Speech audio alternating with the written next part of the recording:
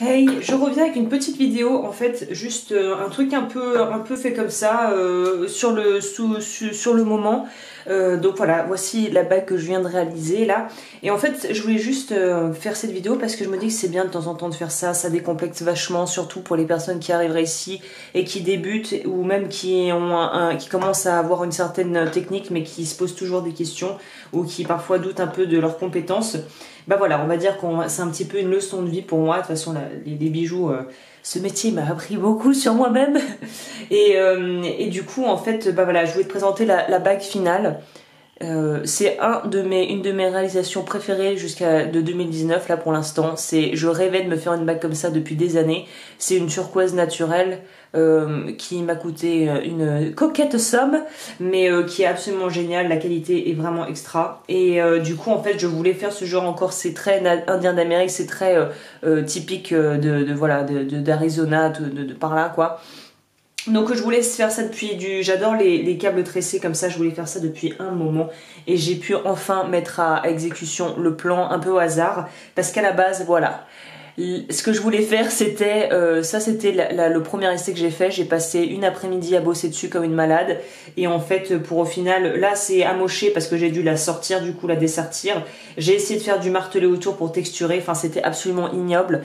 Et voilà, je voulais te montrer que parfois ça marche aussi pour dans la vie, je pense, pas que pour la bijouterie, mais on a une idée en tête, on a une idée bien précise de ce qu'on veut faire, ça foire et finalement on part avec une autre idée et on fait autre chose et c'est carrément plus adapté ou en tout cas plus joli. Donc voilà, à méditer pour ceux qui seraient un peu dans cette situation, si le message te parvient. Voilà, parfois ce qu'on pense être la meilleure option n'est pas forcément la meilleure option et la meilleure option s'avère être celle à laquelle on n'avait pas pensé.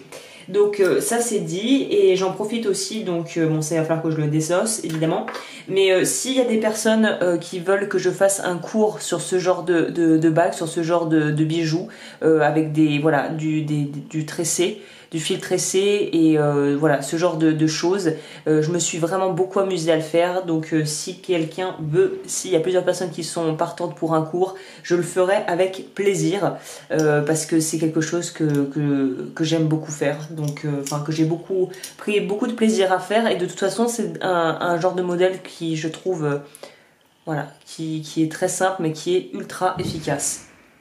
Donc cela étant dit, je prends aussi les cannes personnalisées, donc si tu veux quelque chose qui ressemble à ça avec turquoise ou autre pierre, n'hésite pas à me laisser un message, agneslabijouterie@gmail.com.